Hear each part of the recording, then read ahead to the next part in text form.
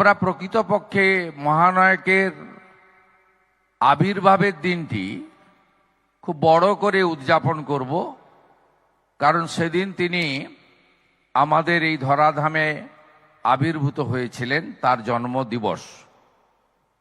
এবারে ৩রা সেপ্টেম্বর শতবর্ষ। ইতিমধ্যে অনেক সাংস্কৃতিক কর্মী আমার সঙ্গে নবান্নতে দেখা করেছেন। আমাদের সঙ্গে যে 4 জন বিধায়ক রয়েছেন যারা সাংস্কৃতিক জগতের সঙ্গে যুক্ত, তারাও আমাকে নানা প্রস্তাব দিয়েছেন। এর বাইরেও যারা মহানায়ককে ভালোবাসেন, এই বাংলার চলচ্চিত্র জগতের হৃত গৌরবকে ফিরিয়ে আনতে চান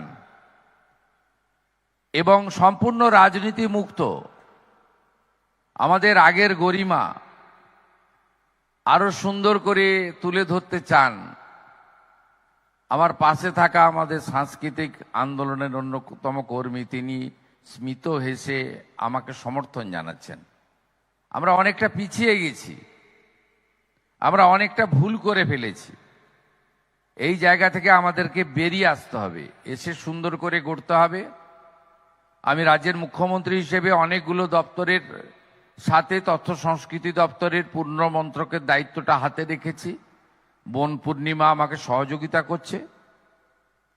আমি আপনাদের জ্ঞাতার্থে কয়েকটি সিদ্ধান্তের কথা ঘোষণা করে আমার কথা শেষ করব। আমরা ৩রা সেপ্টেম্বর থেকে ৬ই সেপ্টেম্বর মহানায়কের জন্ম দিবসের শতবর্ষ পালন করার সিদ্ধান্ত নিয়েছি।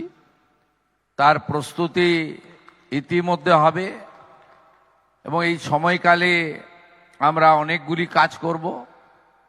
তার মধ্যে মহানায়কের নামাঙ্কিত একটি ফিল্ম সেন্টার কলকাতাতে তৈরি করার সিদ্ধান্ত হয়েছে, আর কলকাতা পৌরসভা পরিচালিত উত্তম মঞ্চ তাকে সংস্কার এবং আধুনিকীকরণের দায়িত্ব আমরা নিয়েছি। বাকি আমি নিজে পৌরোহিত্য করে লন্ডনে বা রবীন্দ্র সদনে একটি বড় মাপের প্রস্তুতি সভা করব, যেখানে মহানায়কের শতবর্ষ পালনের জন্য একটি প্রস্তুতি কমিটি হবে এবং সেই কমিটির পরামর্শ মেনে আমরা এগোবো। নিশ্চিতভাবে তার পরিবারের অনুমতি সব ক্ষেত্রে নিয়েই আমরা কাজ করব। সবাই ভালো থাকবেন। আজকে মহানায়কের প্রতি অন্তরের অন্তঃস্থল থেকে শ্রদ্ধাঞ্জলি জ্ঞাপন করে এই রাজ্যের সমস্ত শিল্পী, সাংস্কৃতিক কর্মী, মহানায়কের যারা ফ্যান ফলোয়ার্স রয়েছেন, তাদের সকলকে আমার পক্ষ থেকে, পশ্চিমবঙ্গ সরকারের পক্ষ থেকে কৃতজ্ঞতা চিত্তে যথাযথ শুভেচ্ছা জ্ঞাপন করে নমস্কার। প্রথমে মহানায়ককে তার বিদেহী আত্মাকে প্রণাম জানাই, তার পরিবারের মহুয়াদি সহ সকলকে শুভেচ্ছা জানাই যে তারা রাজ্য সরকারের আমন্ত্রণ গ্রহণ করে এখানে এসেছেন। আমাদের এরপরে আমরা মহানায়কের বাড়ি যাব। তারপরে নন্দনে একটি প্রেস ছিল, সেটি প্রেসটি না করে আমি এখানেই কিছু বিষয় আপনাদের কাছে জানাচ্ছি,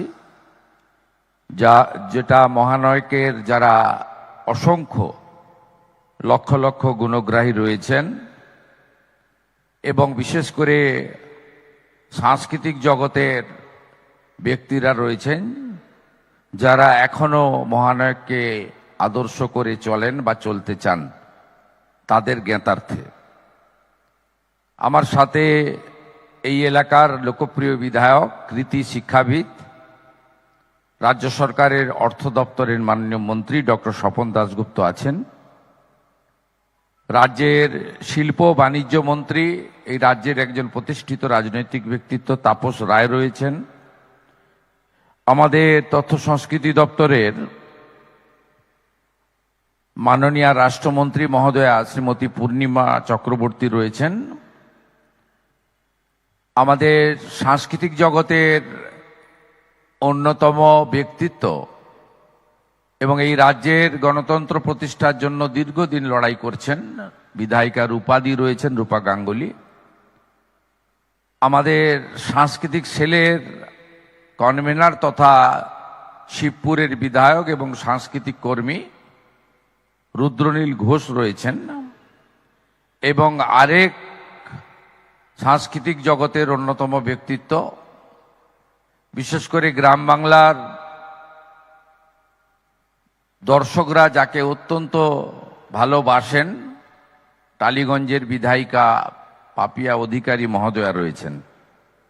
অনেক মান্যবররা রয়েছেন এবং আধিকারিক ডক্টর সৌমিত্র মোহন, যার নেতৃত্বে তথ্য সংস্কৃতি দপ্তর আমাদের সিদ্ধান্তগুলো কার্যকর করছে। কলকাতা কর্পোরেশনে এখন নির্বাচিত বোর্ড নেই, যিনি প্রশাসক তথা গোটা কলকাতাকে ভালো রাখার নেতৃত্ব দিচ্ছেন কমিশনার আইএস স্মিতা পান্ডে মহোদয়া রয়েছেন। প্রেস মিডিয়ার বন্ধুরা এবং অন্যান্য সুধীজন, আপনারা জানেন যে আজকে মহানায়কের প্রয়াণ দিবস। আমরা রাজ্য সরকারের পক্ষ থেকে যখন প্রাথমিক আলোচনা করেছিলাম, তখন ঠিক করেছিলাম যে আজকের দিনটা আমরা স্মরণ করব। তার শেষকৃত্য যেখানে সম্পন্ন হয়েছে, সেখানে অত্যন্ত দ্রুততার সঙ্গে বাড়ির লোকের অনুমতি নিয়ে একটি ফাইবারের মূর্তি প্রতিষ্ঠা করব এবং আজকে তাকে স্মরণ করব হৃদয় দিয়ে। আমরা তার অবদান কৃতজ্ঞতার সঙ্গে আমরা আজকে আলোচনা করব এবং আমরা প্রকৃতপক্ষে মহানায়কের আবির্ভাবের দিনটি খুব বড় করে উদযাপন করব, কারণ সেদিন তিনি আমাদের এই ধরাধামে আবির্ভূত হয়েছিলেন, তার জন্মদিবস। এবারে ৩রা সেপ্টেম্বর শতবর্ষ। ইতিমধ্যে অনেক সাংস্কৃতিক কর্মী আমার সঙ্গে নবান্নতে দেখা করেছেন। আমাদের সঙ্গে যে 4 জন বিধায়ক রয়েছেন যারা সাংস্কৃতিক জগতের সঙ্গে যুক্ত, তারাও আমাকে নানা প্রস্তাব দিয়েছেন। এর বাইরেও যারা মহানায়ককে ভালোবাসেন, এই বাংলার চলচ্চিত্র জগতের হৃত গৌরবকে ফিরিয়ে আনতে চান এবং সম্পূর্ণ রাজনীতি মুক্ত আমাদের আগের গরিমা আরো সুন্দর করে তুলে ধরতে চান, আমার পাশে থাকা আমাদের সাংস্কৃতিক আন্দোলনের অন্যতম কর্মী তিনি স্মিত হেসে আমাকে সমর্থন জানাচ্ছেন। আমরা অনেকটা পিছিয়ে গেছি, আমরা অনেকটা ভুল করে ফেলেছি। এই জায়গা থেকে আমাদেরকে বেরিয়ে আসতে হবে, এসে সুন্দর করে গড়তে হবে। আমি রাজ্যের মুখ্যমন্ত্রী হিসেবে